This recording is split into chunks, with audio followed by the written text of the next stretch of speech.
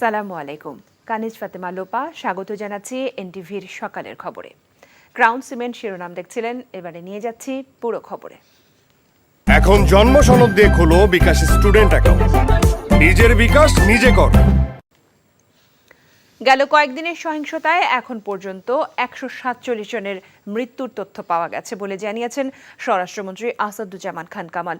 রোববার সচিবালয়ে ব্রিফিংয়ে এ তথ্য জানান তিনি। আর গোয়েন্দা সংস্থার সুনির্দিষ্ট তথ্য এবং ভিডিও ফুটেজ দেখেই গ্রেফতার করা হচ্ছে, কোনো মানবাধিকার লঙ্ঘন হচ্ছে না বলেও এক প্রশ্নের জবাবে জানান মন্ত্রী। রিপোর্ট করছেন রোকন উদ্দিন। মাননীয় প্রধানমন্ত্রী 2018-তে শিক্ষার্থীদের আন্দোলনকে কেন্দ্র করে সহিংসতায় সরকারের হিসেবে মৃত্যুর সংখ্যা কত তা জানাতে আয়োজন করা হয় এই ব্রিফিং। এ সময় স্বরাষ্ট্রমন্ত্রী জানান, শিক্ষার্থীদের কাঁধে ভর করে একটি মহল নিজেদের স্বার্থে ধ্বংসযজ্ঞ চালিয়েছে এবং সব অগ্নিকাণ্ডের ঘটনায় গান পাউডার দেবার আলামত পেয়েছে আইন শৃঙ্খলা রক্ষাকারী বাহিনী।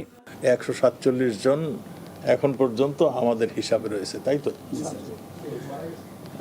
মৃত্যুর সংবাদ আমাদের কাছে আছে। এর মধ্যে ছাত্র যারা হত হয়েছেন, এর মধ্যে ছাত্রলীগের ছেলেও যথেষ্ট পরিমাণ রয়েছে। এখানে বিভিন্ন শ্রেণী পেশার মানুষ রয়েছে, বিভিন্ন বয়সের মানুষ রয়েছে, বিভিন্ন রাজনৈতিক পরিচয়ের মানুষ রয়েছে। এইগুলি আপনাদেরকে ডিটেল আবার আমরা দিতে পারবো। আমরা আরও যাচাই বাছাই করছি। আমরা যদি আরও দু একজনের খবর পাই, আমরা এটা ইনক্লুড করব। প্রত্যেকটা গুলির হিসাব তাকে দিতে হয়, প্রত্যেকটা মৃত্যুর হিসাব তাকে জবাবদিহি করতে হয়। কাজেই পুলিশ অযথা গুলি করেছে, শিশুকে মেরে ফেলছে, এইগুলি সম্পূর্ণই গুজব, অপপ্রচারণা।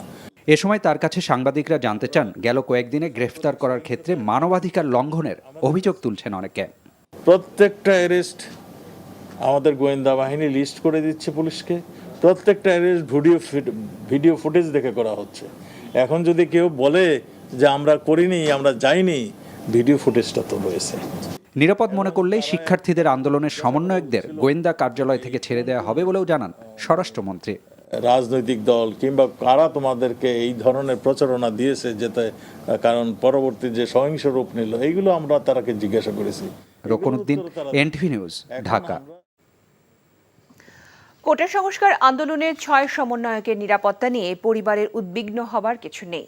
ঢাকা মহানগর গোয়েন্দা পুলিশের অতিরিক্ত পুলিশ কমিশনার হারুনুর রশিদ একথা জানিয়ে বলেছেন, সমন্বয়কদের নিরাপত্তা নিয়ে শঙ্কা ছিল। রোববার রাজধানী ডিবি কার্যালয়ে সংবাদ সম্মেলনে তিনি জানান, নিরাপত্তা সমস্যার কারণেই তাদেরকে ডিবি হেফাজতে নেওয়া হয়েছে। হেফাজতে থাকা সমন্বয়কারীরা হলেন নাহিদ ইসলাম, হাসানাত আবদুল্লাহ, সার্জিস আলম, আবু বাকের মজুমদার, আসিফ মাহমুদ ও নুসরাত তাবাসসুম। ডিবিতে নিয়ে সমন্বয়কদের মারধর করা হয়েছে এমন গুজবে কান না দেওয়ার অনুরোধ জানিয়ে হারুনুর রশিদ বলেন, কোটা সংস্কার আন্দোলনকে ভিন্ন খাতে নেওয়ার ষড়যন্ত্র করেছিল অনেকে। এদিকে মেট্রো রেল ভাঙচুরের ঘটনায় কেন্দ্রীয় ছাত্রদলের এক নেতা সহ 4 জনকে গ্রেফতার করা হয়েছে।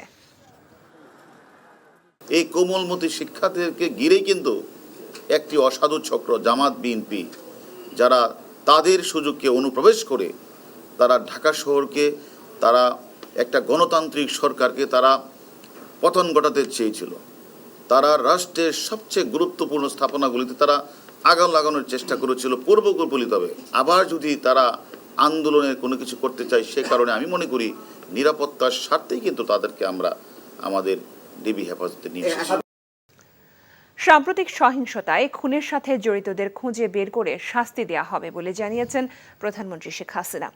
বলেন, অভিযুক্তদের বিচার করতে না পারলে মানুষের নিরাপত্তা দেওয়া যাবে না। রোববার গণভবনে কোটা সংস্কার আন্দোলনকে কেন্দ্র করে সাম্প্রতিক সহিংসতায় নিহতদের পরিবারের সাথে সাক্ষাৎ ও আর্থিক সহায়তা প্রদানকালে তিনি কথা বলেন। রিপোর্ট করছেন ফাহাদ মোহাম্মদ। কোটা সংস্কার আন্দোলনকে ঘিরে সাম্প্রতিক সহিংসতায় দেশজুড়ে হতাহত হয়েছেন অনেকে। রংপুরের বেগম রোকেয়া বিশ্ববিদ্যালয়ের ইংরেজি বিভাগের শিক্ষার্থী আবু সাইদ সহ দেশের বিভিন্ন স্থানে নিহত এমন 34 জনের পরিবার গণভবনে আসেন প্রধানমন্ত্রী শেখ হাসিনার সাথে সাক্ষাৎ করতে। এ সময় প্রধানমন্ত্রী নিহতদের স্বজনের সঙ্গে কথা বলেন, তাদের খোঁজ খবর নেন। অনেকে প্রধানমন্ত্রীকে জড়িয়ে ধরে কান্নায় ভেঙে পড়েন। এ সময় আবেগ আপ্লুত হয়ে পড়েন প্রধানমন্ত্রী শেখ হাসিনা নিজেও। তাদের সান্ত্বনা দেন সরকার প্রধান। গণভবনের ব্যাংকোয়েট হলে এক হৃদয় বিদারক পরিবেশের সৃষ্টি হয়। এই সময় প্রধানমন্ত্রী 34 জন পরিবারের সদস্যদের হাতে আর্থিক সহায়তা হিসেবে পারিবারিক সঞ্চয়পত্র এবং নগদ অর্থ তুলে দেন। এক রাতে বাবা মা ভাইসহ নিজের স্বজন হারানোর কথা উল্লেখ করে শেখ হাসিনা বলেন, স্বজন হারাদের সান্ত্বনা দেওয়ার কোনো ভাষা তার নেই। নিহতদের পরিবারের নিরাপত্তার বিষয়টি সরকারের পক্ষ থেকে দেখা হবে বলেও জানান শেখ হাসিনা। আপনি একটা শোক সইতে পারেন না, আর আমি কি শোক সইয়ে দিন রাত পরিশ্রম করে যাচ্ছি। বারবার যে এই ধরনের ঘটনা ঘটাবে, এই সন্ত্রাসী ঘটনা ঘটাবে, এটা তো কাম্য না। মানুষ খুন করে সরকার পতন, এটা কবে হয়, কখন হয়? সাধারণ মানুষ কি দোষ করেছে? আমি আপনাদের মতনই একজন, বাবা মা ভাই হারানো সেই এতিম, কাজে আপনাদের কষ্ট আমি বুঝি। আমি আছি আপনাদের জন্য, আপনাদের পাশে। কোটা আন্দোলনের উপর ভর করে বিএনপি জামাত মানুষ খুন করে সরকার পতনের সুযোগ খুঁজছিল অভিযোগ করে প্রধানমন্ত্রী বলেন, এসব হত্যাকাণ্ডে যারা জড়িত তাদের সবাইকে খুঁজে বের করে বিচার করা হবে। আমার চেষ্টা থাকবে যারা এই খুনের সঙ্গে জড়িত খুঁজে বের করে তারা অবশ্যই যেন শাস্তি পায়, সেটাই আমার প্রচেষ্টা থাকবে। সেটাই আমি করবো। আপনাদেরও সাহায্য চাই, কারণ আপনাদের কাছেও সাহায্য, যদি আপনারা কিছু জানেন জেনে আমাদের জানাবেন। কারণ এইভাবে বারবার বাংলাদেশটাকে নিয়ে খেলা, এটা আর হতে দেওয়া যায় না। এদের হাত থেকে আমাদের দেশটা যেন রেহাই পায়। শুধু আমি এইটুকু বলতে পারি যে আমি আপনাদের সাথে আছি, পাশে আছি।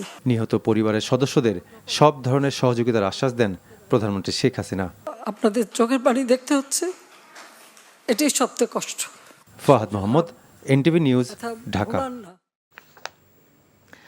কোটা সংস্কার আন্দোলনকে কেন্দ্র করে সাম্প্রতিক সহিংসতায় আহত পুলিশ সদস্যদের দেখতে রাজারবাগ কেন্দ্রীয় পুলিশ হাসপাতালে যান প্রধানমন্ত্রী শেখ হাসিনা। রোববার রাজারবাগ পুলিশ হাসপাতাল পরিদর্শন করে আহত পুলিশ সদস্যদের সাথে বেশ কিছু সময় কাটান এবং তাদের খোঁজ খবর নেন। উন্নত চিকিৎসা এবং দ্রুত সুস্থতার জন্য আহত পুলিশ সদস্যদের সব ধরনের সহযোগিতা প্রদানের আশ্বাস দেন সরকার প্রধান। গুরুতর আহত আইন শৃঙ্খলা রক্ষাকারী বাহিনীর সদস্যদের অবস্থা দেখে এবং অমানবিক নির্যাতনের কথা শুনে আবেগাপ্লুত হয়ে যান প্রধানমন্ত্রী। পরে প্রধানমন্ত্রী শেখ হাসিনা সাম্প্রতিক সহিংসতায় আহতদের দেখতে বঙ্গবন্ধু শেখ মুজিব মেডিকেল বিশ্ববিদ্যালয়ে যান। সেখানে চিকিৎসাধীন আহতদের খোঁজ খবর নেন এবং সুচিকিৎসার জন্য সরকারের পক্ষ থেকে প্রয়োজনীয় সব পদক্ষেপ নেওয়ার আশ্বাস দেন সরকার প্রধান।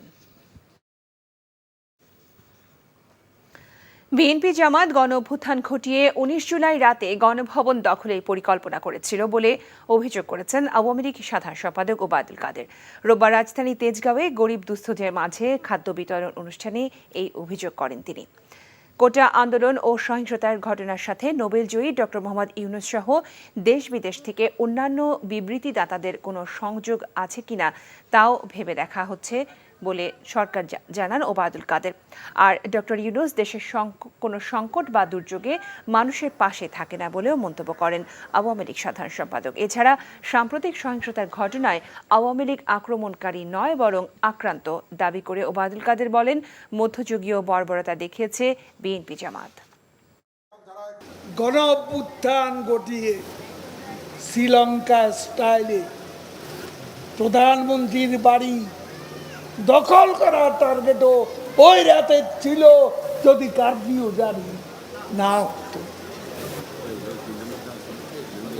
এই প্ল্যান তাদের ছিল শ্রীলঙ্কা স্টাইলে প্রধানমন্ত্রীর বাড়ি আক্রমণ করা, অভ্যুত্থানের উপর রাইড করে হাওয়া ভবনের যুবরাজ ক্ষমতা দখল করবে। যতই ছলচাতুরি করুক না কেন, গণদাবির মুখে সরকারকে পদত্যাগ করতেই হবে বলে মন্তব্য করেছেন বিএনপি মহাসচিব মির্জা ফখরুল ইসলাম আলমগীর। রোববার বিবৃতিতে তিনি বলেন, মানুষ প্রতিবাদ শুরু করেছে, এই প্রতিবাদ অব্যাহত থাকবে। রিমান্ডে বিএনপি নেতাকর্মীদের নির্যাতন করা হচ্ছে অভিযোগ করে তিনি বলেন, চোখ হাত পা বেঁধে নির্যাতন করে নেতাকর্মীদের কাছ থেকে কোটা সংস্কার আন্দোলনে সংশ্লিষ্টতার স্বীকারোক্তির চেষ্টা করা হচ্ছে। বিরোধী দলের 9,000 নেতাকর্মীকে গ্রেফতার করা হয়েছে বলে বিবৃতিতে উল্লেখ করেন মির্জা ফখরুল। অভিযোগ করেন, কারাগারেও তাদের নির্যাতন করা হচ্ছে, যা আইনের পরিপন্থী। দেশে ত্রাসের রাজত্ব কায়েম করা হয়েছে অভিযোগ করে তিনি বলেন, কোটা সংস্কার আন্দোলন নিয়ে দ্বিমুখী নীতি অবলম্বন করছে সরকার। একদিকে ছাত্রছাত্রী ও আন্দোলনকারীদের নির্যাতন করা হবে না বলে বলা হলেও প্রতিনিয়ত গ্রেফতার করা হচ্ছে শিক্ষার্থীদের। এর থেকে বাদ পড়ছে না সাধারণ মানুষ, প্রতিবন্ধী, এমনকি চাকরিজীবীও।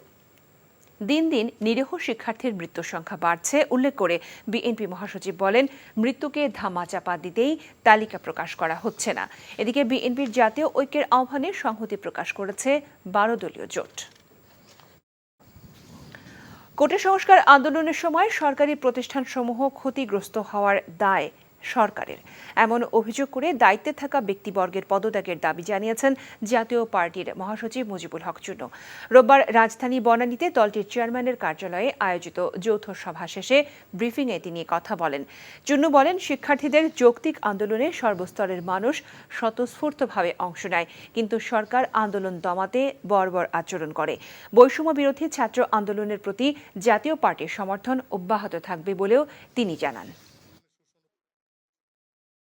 প্রধানমন্ত্রী সহ কোনো সরকারের মন্ত্রীদের বাড়িঘর তো ভাঙে নাই, সেখানে তারা প্রোটেক্টেড ছিলেন। তাহলে সরকার কেপিআই, বাংলাদেশ টেলিভিশন মতো এবং বিআরটিসির যে ভবন, এরকম ইম্পর্টেন্ট প্লেস কিভাবে এইখানে গিয়ে ভাঙচুর করে, এটা সরকার তো দায়িত্ব এগুলি রক্ষা করার। সরকার কেন পারে নাই?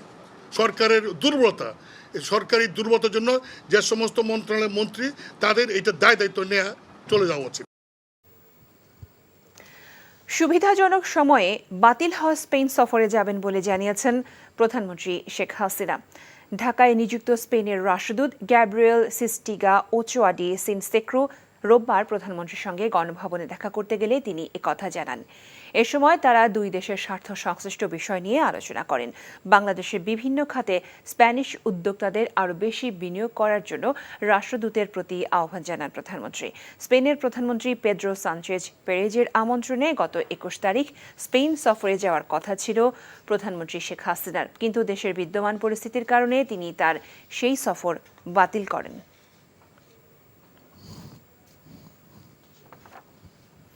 দশ দিন পর দেশে রোববার বিকেলে 3টা থেকে চালু হয়েছে মোবাইল ফোনের 4G নেটওয়ার্ক। এর আগে বিটিআরসি ভবনে মোবাইল ফোন অপারেটরদের সাথে বৈঠক শেষে ডাক, টেলিযোগাযোগ ও তথ্য প্রযুক্তি প্রতিমন্ত্রী জুনায়েদ আহমেদ পলক 4G নেটওয়ার্ক চালুর ঘোষণা দেন। প্রতিমন্ত্রী বলেন, মোবাইলে 4G ইন্টারনেট সংযোগ চালুর পর সব অপারেটরের গ্রাহকরা 3 দিন মেয়াদের 5 GB ইন্টারনেট ডেটা বোনাস পাবেন। এছাড়া তিনি বলেন, ফেসবুক, টিকটক সহ কিছু সামাজিক যোগাযোগ মাধ্যম বাংলাদেশের আইন না মানায় ভার্চুয়াল জগতে গুজব ছড়ানো হয়েছে, যার ফলে মৃত্যুর ঘটনাও ঘটেছে। এসব ঘটনার দায় ফেসবুক এবং টিকটক এড়াতে পারে না বলেও মনে করেন তিনি। তাই আগামী 31 জুলাই এসব বিষয়ে ব্যাখ্যা দিতে প্রতিষ্ঠানগুলোকে বিটিআরসিতে তলব করা হয়েছে। 2 ছাত্র মারা গেছে, এই অপপ্রচার শুরু করা হলো ফেসবুকে, কিন্তু সেটাকে কোনোভাবে এটা মিস ইনফরমেশন বলে ফ্ল্যাগও দেওয়া হয়নি। তার প্রেক্ষিতে কিন্তু তার বেশ কয়েক ঘন্টা পর আরও 5 জনের মৃত্যু হয়। তাহলে আমরা বলেছি যে এই মৃত্যুর দায় কি ফেসবুক এড়াতে পারে? এই সকল উত্তর দেওয়ার জন্য আমরা 31 জুলাই আমরা এই সোশ্যাল মিডিয়া প্ল্যাটফর্মগুলোকে ঢাকায় এসে বিটিআরসিতে তাদেরকে লিখিত এবং মৌখিকভাবে জবাব এবং ব্যাখ্যা দেওয়ার জন্য আমরা অনুরোধ করেছি। কোটা আন্দোলনকে কেন্দ্র করে রাজধানীর কাফরুল থানার কাজীপাড়া মেট্রো রেল স্টেশনে নাশকতার মামলায় বিএনপির সিনিয়র যুগ্ম মহাসচিব রুহুল কবির রিজভী এবং জামাত ইসলামের সেক্রেটারি জেনারেল মিয়া গোলাম পরওয়ার সহ 8 জনের 5 দিন করে রিমান্ড মঞ্জুর করেছে আদালত।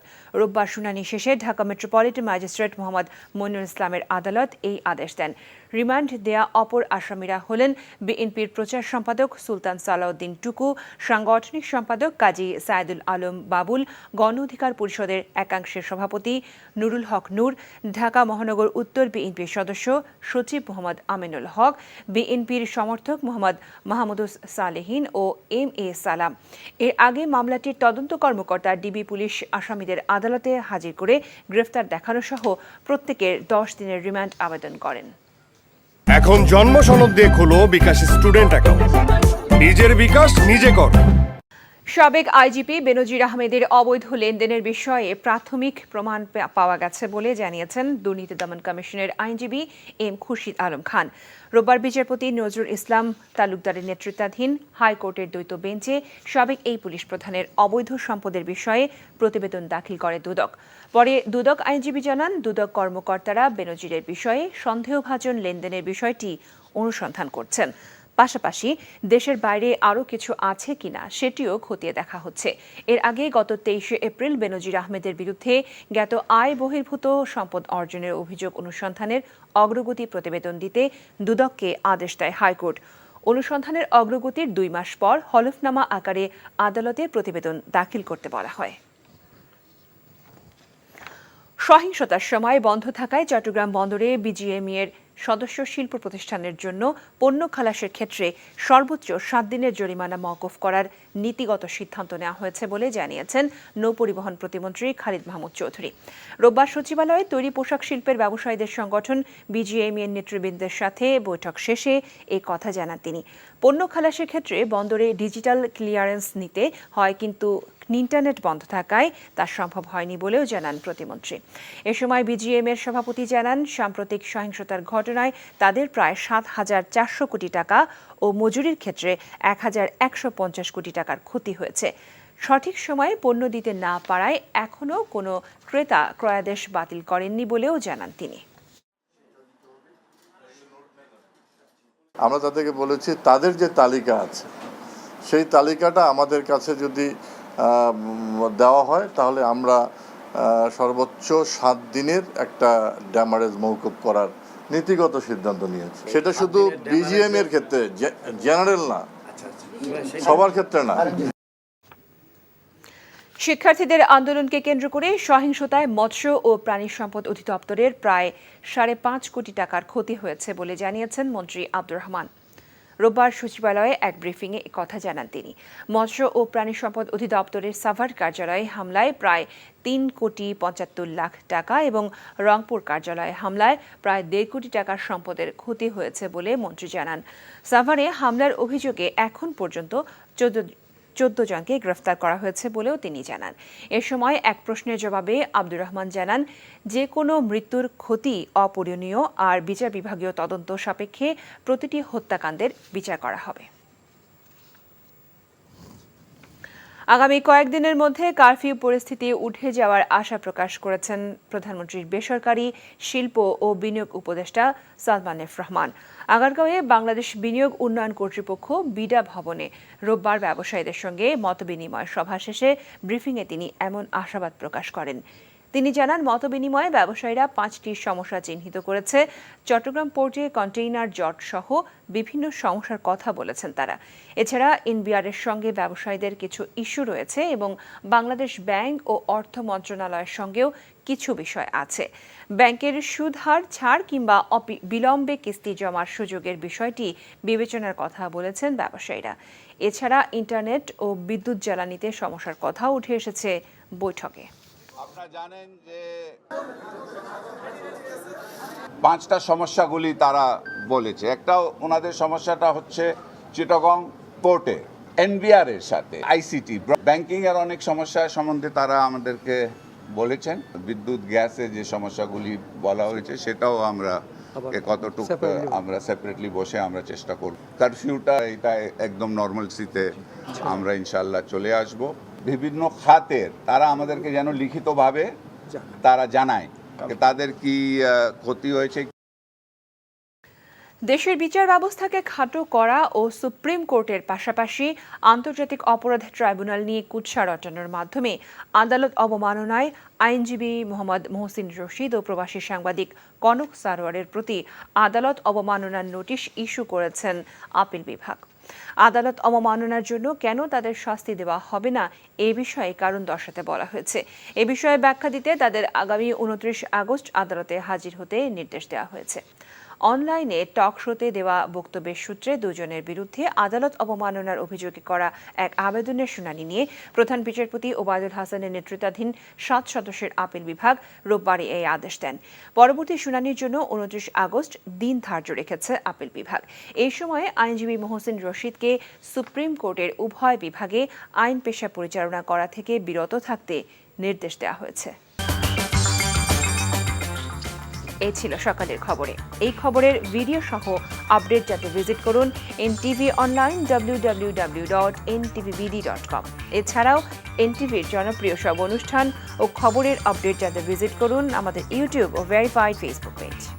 সবাইকে ধন্যবাদ এতক্ষণ সাথে থাকার জন্য।